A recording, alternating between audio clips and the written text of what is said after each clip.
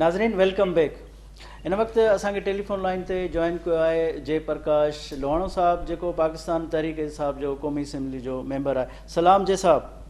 महिरबानी साईं, महिरबानी। तव्हांखे सलाम। जय साहब, इहो ॿुधायो त हिन वक़्तु जेका पार्लियामेंट में करारदाद पेश कई उन में अपोज़िशन जी शिरकत ऐं ताउन जो जेको यकीन ॾियारणु आहे, त छा था सम्झो त अपोज़िशन मुशावरत में हुकूमती जेके बि मामला हुआ उन खां परे हुई, हाणे अपोज़िशन जो जेको वेझो अचणु आहे इनखे तव्हां कीअं था ॾिसो?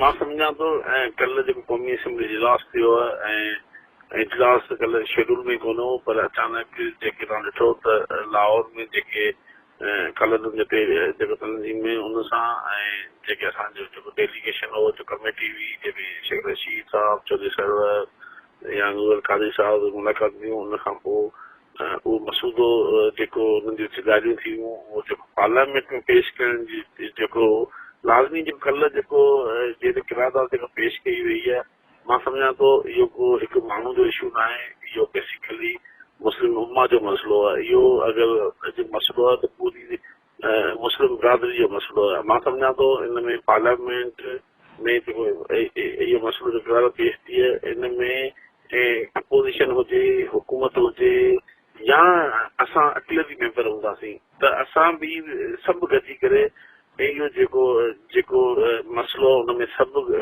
गॾु हूंदा बि आहिनि ऐं रहंदा बि सही, ऐं इन में माना त सम्झां त पोइ इन में को अलॻि अलॻि जेको मसइलो हूंदो, पर वरी बि मां अपोज़िशन लाज़मी आहे अगरि उन में अगरि सियासत खां हटी करे अगरि इन मसइले ते सियासत न कई वञे ऐं जंहिं तरीक़े सां इशू आहे उन ॾिसो जॾहिं बि वाक़िया थींदा आहिनि अपोज़िशन हमेशह हुकूमत खे या डिस्टेबलाइज़ या पंहिंजो मफ़ाद करण जी कोशिशि कंदा।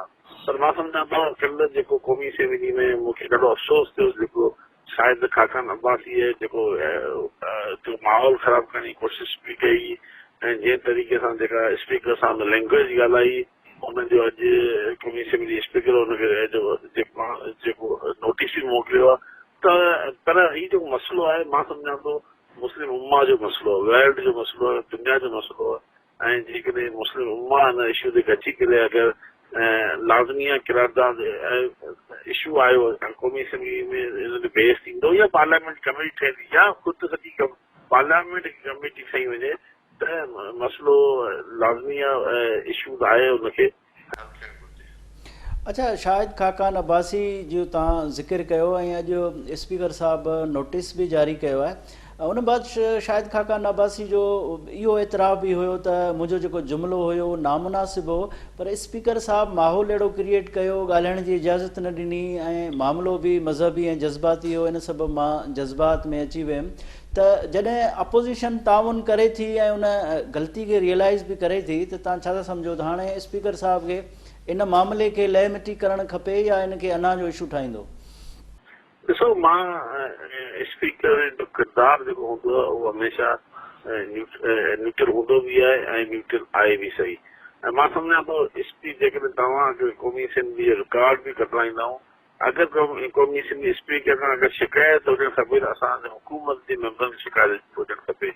शिकायत अगरि जेकॾहिं असांखे जाइज़ शिकायत हूंदी, छाकाणि त क़ौमी असेंबली स्पीकर हमेशह माहौल बहितर करण जी कोशिशि बि कंदो आहे। उन माहौल बहितर करण जे चकर में हमेशह हुन अपोज़िशन खे वधीक टाइम ॾिनो आहे ऐं अपोज़िशन जो किरदारु तव्हां पार्लियामेंट ॾिसंदा त हुन हमेशह स्पीकर खे ब्लैकमेल करण जी कोशिशि कई वेंदी आहे, हमेशह स्पीकर खे दबाव में रखण जी कोशिशि कई वेंदी आहे। तव्हां हिन खां अॻु में बि ॾिठो त क़ौमी असेंबली जो माहौल ख़राबु थियो, पाकिस्तान पीपुल्स पार्टी नवीद कमर ख़ुदि डाइस जेके आयो जंहिंमें उन डिप्टी स्पीकर जेको कासूरी हुन ते माइक हणण जी कोशिशि कई वई। ॾिसो, इहे हरबा मां सम्झां थो जेकॾहिं इन्हनि मूंखे हैरत थींदी आहे त पार्लियामेंट जा सीनियर तरीन रुकन क़ौमी असेंबली जा जेके मुल्क जा वज़ीर आज़म बि रहिया आहिनि, के मुल्क जा फाइनेंस मिनिस्टर आहिनि, अॼु उन्हनि जूं जेकॾहिं इहे हरकतूं हूंदियूं त पोइ नओं मेंबर छा मैसेज खणी वेंदो, छा हिन मां सिखंदो। मां सम्झां थो क़ौमी असेंबली स्पीकर हमेशह अपोज़िशन खे स्पेस ॾियण जी कोशिशि कई आहे ऐं हमेशह स्पीकर उन्हनि खे मौक़ो ॾिनो आहे। ॾिसो, तव्हां हुकूमत में हमेशह हुकूमत जो माण्हू ॻाल्हाईंदो, हुन खां 3 मेंबर पाकिस्तान पीपुल्स पार्टी बि ॻाल्हाईंदी, PMN बि ॻाल्हाईंदी, JU आहे बि ॻाल्हाईंदी, JUIF बि ॻाल्हाईंदी आहे, पर कॾहिं बि हिननि हुकूमत खे तव्हां बि, मां सम्झां थो तव्हां बि असेंबली जी कार्रवाई खे कवर कंदा आहियो, तव्हां ख़ुदि बि इहे महसूसु कंदा आहियो त हमेशह अपोज़िशन हुकूमत कॾहिं न ॿुधो, हुकूमत हमेशह अपोज़िशन ॿुधंदी आहे, पर मां सम्झां थो हाणे वक़्तु काफ़ी गुज़री चुको आहे ऐं बक़ाया वक़्तु अगरि जेकॾहिं अपोज़िशन सुठे नमूने अपोज़िशन कंदी ऐं मुल्क जे क़ौम जी तरक़ी जे लाइ ॻाल्हियूं कंदी ऐं पार्लियामेंट में मुसबत किरदारु अदा कंदा, त मां सम्झां थो स्पीकर त अॻे हिन खे टाइम ॾिए थो, पर मां वरी बि चवंदुसि त जंहिं तरीक़े सां कॾहिं कॾहिं हिनखे ख़ुदि बि अगरि शाहिद खाकान अगरि मौज़ूद करे थो ऐं हुनजा जेके ज़िम्मेदार जेके ॿिया पार्लियामेंट जेके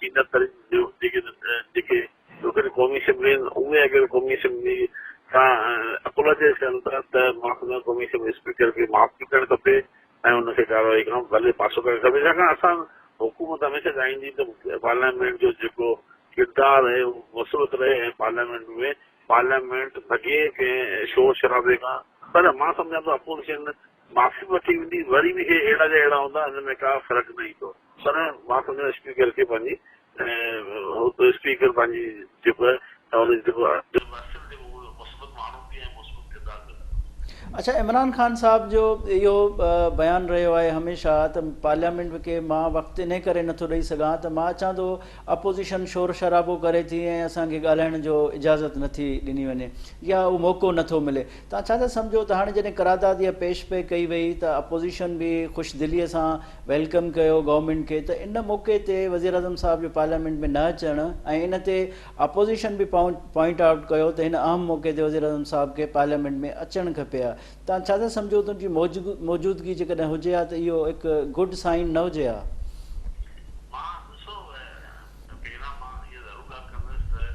अगरि हुकूमत ऐं अपोज़िशन जा मेंबर वधि मां वधि अगरि पार्लियामेंट में ईंदा ऐं पार्लियामेंट जी केस में हिसो वठंदा, इहो त सुठो अमल आहे ऐं मां सम्झां थो जेके वज़ीर पाकिस्तान में जेके इजलास में वधि मां वधि बहितर थींदो त उन सां बि असांजी ख़ुदि पार्टी बि स्ट्रॉन्ग थिए थी ऐं असीं हुकूमत जा MNA बि स्ट्रॉन्ग थिए था ऐं असांजो हौसलो वधे थो। पर तव्हां ॾिसो त मां ताड़ी हमेशह ॿिनि हथनि सां वॼंदी आहे। हिते तव्हां अपोज़िशन खे ॾिसंदव, अपोज़िशन हू अगरि प्राइम मिनिस्टर पाकिस्तान नथो अचे, हिन में प्राइम मिनिस्टर पाकिस्तान खे हू अहिड़े तरीक़े सां असेंबली जो माहौल ख़राब पैदा करण जी कोशिशि कनि था त पोइ क़ौमी असेंबली में हू नथो अचे। मां सम्झां थो हिन जो मिसाल तव्हां जेको पहिरीं ईस्वी जेको क़ौमी असेंबली जो जेको इजलास हो, जंहिं तरीक़े सां छा थियो, इमरान खान वज़ीर पाकिस्तान बि न ॻाल्हायो ऐं असां बि अपोज़िशन खे लीडर खे ॻाल्हाइण न ॾिनो। अगरि ॿई धुरियूं करे जॾहिं ॾिसो स्पीकर जॾहिं बि इजलास घुराईंदो त बिज़नेस एडवाइज़री काउंसिल में थींदी आहे, मीटिंग थींदी आहे, हुन में ॻाल्हियूं तय थींदियूं आहिनि। जेकॾहिं हू ॾिसो हमेशह असेंबली ॿुधबो ऐं ॻाल्हाइबो बि आहे, ॿुधबो बि आहे, ॿुधाइबो बि आहे। जेकॾहिं हिते रुॻो सिस्टम हले थो, असीं हुकूमत जे दुर ॻाल्हाईंदा आहियूं, उहो असांखे ॻाल्हाइण जो मौक़ो कोन ॾींदा आहिनि ऐं असां हुनखे ॿुधण तयारु हूंदा आहियूं। पर कल्ह जेकॾहिं क़ौमी असेंबली में अगरि प्राइम मिनिस्टर हिकु ॾींहुं अॻु में क़ौम खे ख़िताब करे चुको हो, हुन पंहिंजे सभु जेके ॻाल्हियूं क़ौम जे खिताब में थी चुको अचे हा, बहितर जेके न बि आयो त बि मां सम्झां थो का वॾी ॻाल्हि न आहे। हुन पंहिंजो जेको सिंसियरिटी, हुनजी सचाई, हुन इशू ते हुनजो जेको मौक़िफ़ उहो जिते वर्ल्ड में ॾेई चुको आहे। अगरि सिक्योरिटी काउंसिल जेको नेशनल यूनाइटेड नेशन जो इजलास उते बि ॾेई चुको आहे, वर्ल्ड इकनॉमिक फोरम में ॾेई चुको आहे, OIC इजलास में ॾेई चुको आहे ऐं क़ौमी असेंबली में दुबारा ॾिना ई त मुंहिंजे ख्याल में अगरि न आयो त हुनखे वधीक सीरियस न वठणु खपे। अच्छा, पाकिस्तान पीपल्स पार्टी इन इजलास में शिरकत न कई ऐं इन जी अदम शिरकत खे तव्हां कीअं था ॾिसो? मां सम्झां थो त हीउ जेको बेसिकली जेको इशू हो या जेके करारदाद पेश पे कई वई, इहो को कंहिं पार्टी जे तरफ़ां करारदाद न हुई, कंहिं ज़ाती मसइला कोन हुई। हीउ बेसिकली सॼी मुस्लिम उम्मा जो मसइलो ऐं जंहिं इशू ते जेकॾहिं हुननि जेका फ़ास जी सफ़ीद मुल्क बदिली जे लाइ करारदाद पेश कई वई, त हिन में जेकॾहिं मां सम्झां थो हिन में मूंखे हिन में पॉज़िटिव साइन नज़र न आयो। मूंखे हू न थिए चाहियो त अहिड़ो किरारदाद पेश कयूं जंहिंमें असांजी पार्टी खे या असांजी तंज़ीम खे को नुक़सानु पहुचे। मां सम्झां थो हुनखे थोरी ज़रूरतमंदी मुज़ाहिरो करणु खपंदो। अगरि ॿी ॻाल्हि इहा त मां ज़रूरु इहा ॻाल्हि कंदुसि त कल्ह को इजलास उहो को शेड्यूल में कोन हो, कुझु असो मतिलबु कुझु कलाक अॻु अनाउंस थियो, शायदि मूंखे लॻे थो त पाकिस्तान पीपल्स पार्टी जा मेंबर बि मौजूदु न हुआ, त पोइ हुननि इहो विच सम्झो त असां न वञूं। पर आउं सम्झां थो न बि आया त बि कंहिं ॻाल्हि खे हर ॻाल्हि ते सियासत न करणु खपे। अगरि जेकॾहिं हू न आया आहिनि त वरी बि पेश त थींदो, इन इक़रादात अञा सिर्फ़ु पेश थी आहे, अञा हिन ते वेस्ट थियणो आहे, हिन ते सभु पार्टी में इनपुट ईंदियूं त पोइ ई फैसलो कयो वेंदो न। त पाकिस्तान पीपल्स पार्टी अॼु न आई त सुभाणे ज़रूरु ईंदी ऐं ज़रूरु हिन में हिसो थींदी। पीपल्स पार्टी पंहिंजे पाण खे हिन मसइले ते पंहिंजे पाण खे घटि न थी सघे।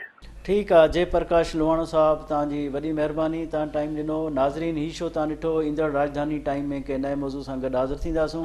पंहिंजे मेज़बान गौहर गांगरो खे इजाज़त ॾींदा। अल्लाह हाफ़िज़।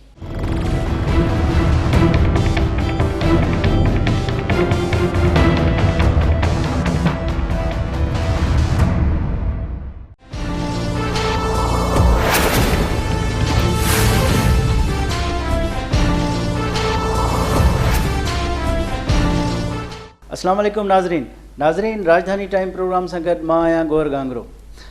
क़ौमी असम्बली जे स्पीकर असद कैसर साहब मुस्लिम लीग नवाज़ जे अॻवान शाहिद खाकान अब्बासी खे शोकाज़ नोटिस जारी कयो आहे। गुज़िरियल इजलास में शाहिद खाकान अब्बासी ऐं स्पीकर साहब जे विच में जुमलनि जी ॾे वठि हुई ऐं शाहिद खाकान अब्बासी पारां नाज़ेबा लफ़्ज़ इस्तेमालु करण ते स्पीकर साहब पारां शोकाज़ नोटिस जारी कयो आहे। अहिड़े शोकाज़ नोटिस ते मुस्लिम लीग नवाज़ रद्द अमल जो इज़हार कयो आहे ऐं संदन चवणु आहे त मुस्लिम लीग नवाज़ ऐं अपोज़िशन इन क़रारदाद जे हवाले सां जॾहिं क़ौमी असम्बली में हुकूमत सां ताउन करे रही हुई ऐं पंहिंजूं सजेशन्स ॾेई रहियूं त उन वक़्तु नून लीग खे ॻाल्हाइण जी इजाज़त न ॾियण सबबि इहा सूरत हाल पैदा थी।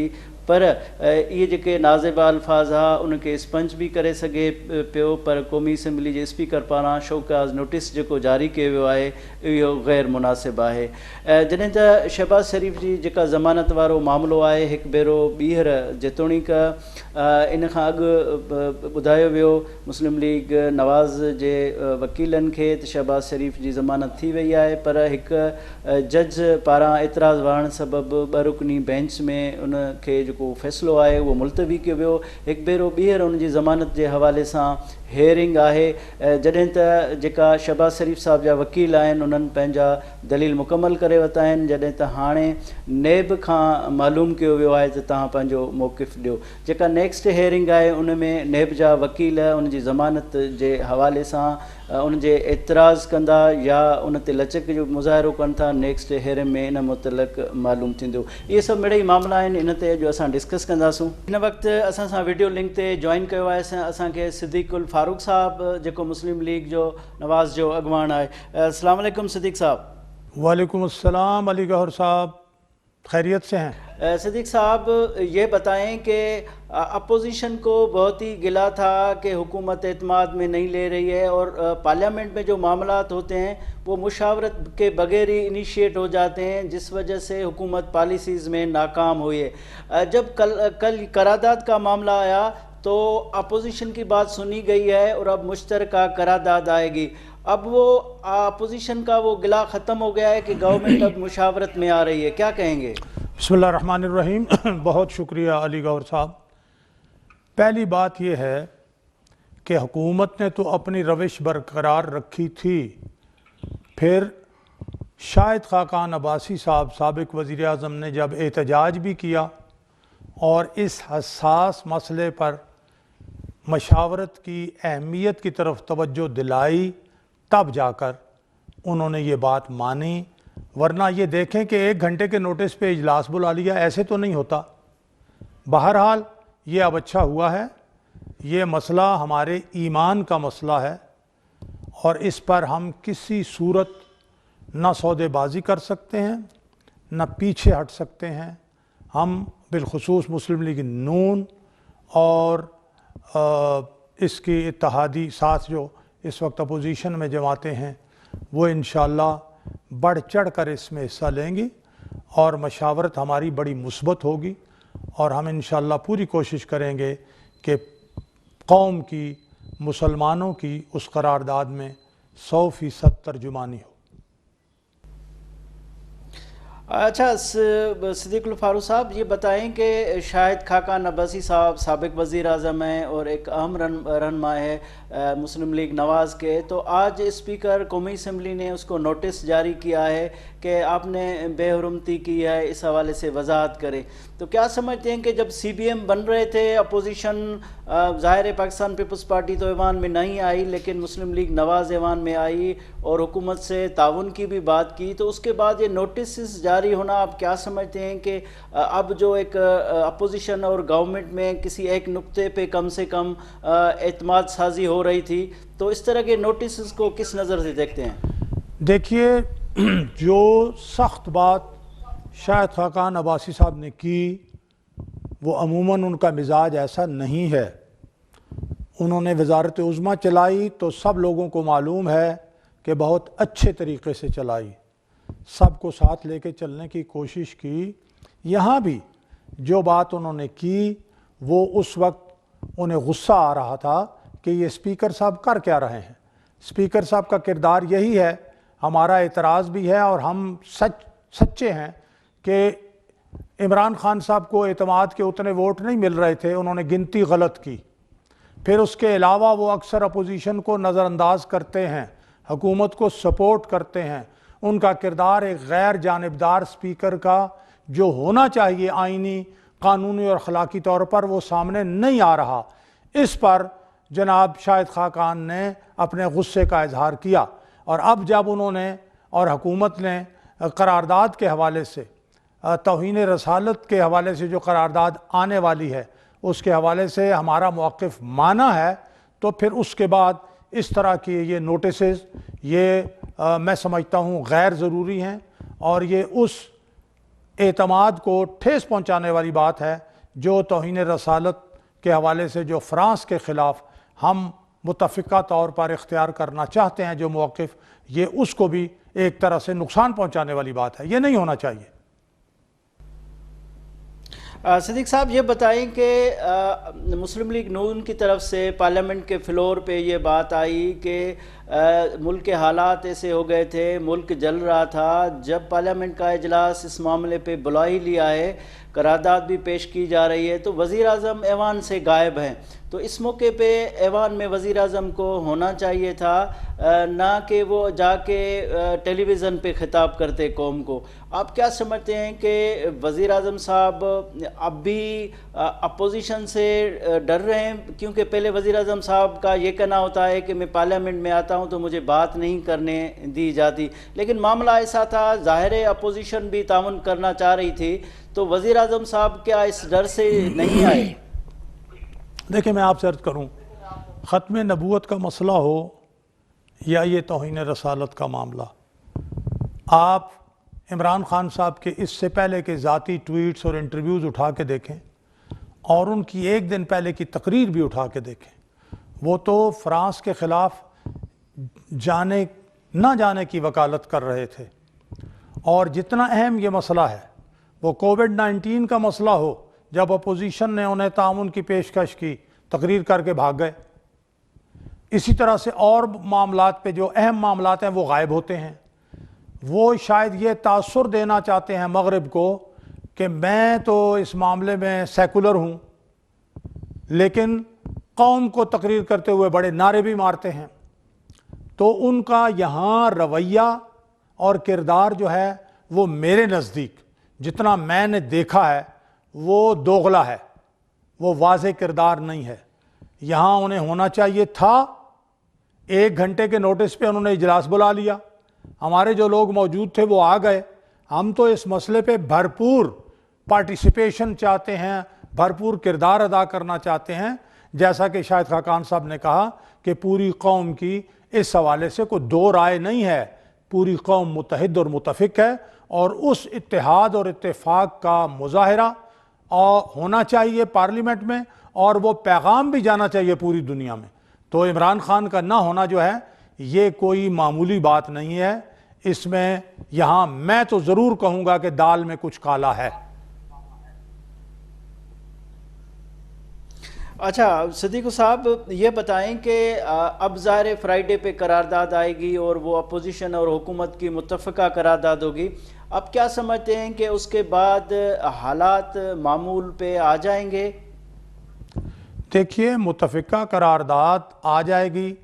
جو معاہدہ انہوں نے کیا ہے اس معاہدے کی تمام شقوں پر عمل درآمد ہونا چاہیے. اسی لیے شاہد خاقان عباسی صاحب نے، مسلم لیگ نون نے، ساتھ JUI نے یہ کہا ہے کہ جو معاہدہ کیا ہے وہ بھی پارلیمنٹ میں لائیں. ہمیں پتہ تو چلے آپ نے معاہدہ کیا کیا ہے.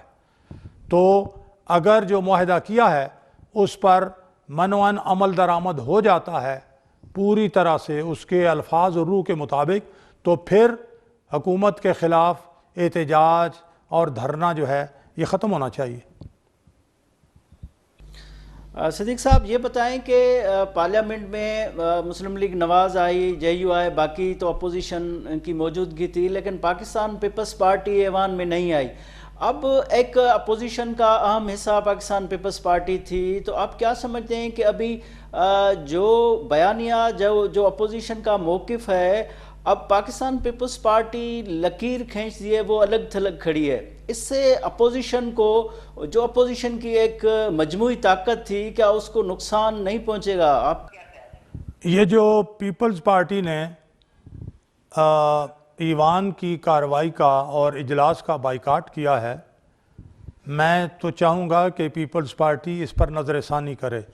نہیں کرتی، اور اس مسئلے پر جو ہمارے ایمان کا جزو ہے، بلکہ اس کے بغیر ہم مسلمان بھی نہیں ہو سکتے، تو اس پر اگر یہ اس کا رویہ سیکولر ہوگا تو پیپلز پارٹی کو پاکستان میں شدید نقصان پہنچے گا، اور PDM کی طاقت تو بڑھے گی، پہلے سے زیادہ بڑھے گی انشاءاللہ. صدیق صاحب آپ کیا سمجھتے ہیں؟ آپ پیپلز پارٹی کو PDM میں شامل ہونے کے لیے بھی نظر ثانی کا کہہ رہے ہیں، ایوان میں بھی آنے کے لیے نظر ثانی کا کہہ رہے ہیں، تو پاکستان پیپلز پارٹی آپ کے ان مطالبات پہ نظر ثانی نہیں کر رہی ہے، تو کیا سمجھتے ہیں کہ اپوزیشن اب حصوں میں بٹ گئی ہے، وہ طاقت رہے گی اپوزیشن میں، یا اگر PDM میں پاکستان پیپلز پارٹی کی شمولیت نہیں ہوتی ہے تو پھر PDM کی وہ طاقت رہے گی، کیونکہ پاکستان پیپلز پارٹی ایک بڑی جماعت ہے؟ پیپلز پارٹی کے حامی بھی ختم نبوت اور توہین رسالت جو کی گئی ہے، اس حوالے سے میں سمجھتا ہوں ان کے جذبات اور ان کا ایمان ویسا ہی ہے جیسا مسلم لیگ نون کا، JUI کا، PDM کی، باقی جماعتوں کا اور پوری قوم مسلمانوں کا ہے. لیکن اگر اس کی لیڈرشپ اس طرح کی باتیں کرے گی تو اس سے وہ ووٹ کی جو طاقت اس کے پاس ہے، تھوڑی ہے یا بہت، وہ بھی انشاءاللہ PDM کے ساتھ شامل ہوگی اور پیپلز پارٹی کو نقصان پہنچے گا. صدیق فارغ صاحب بہت شکریہ، آپ نے ٹائم دیا. بڑی نوازش. وٹھوں تا مختصر بریک بعد حاضر تھیندا.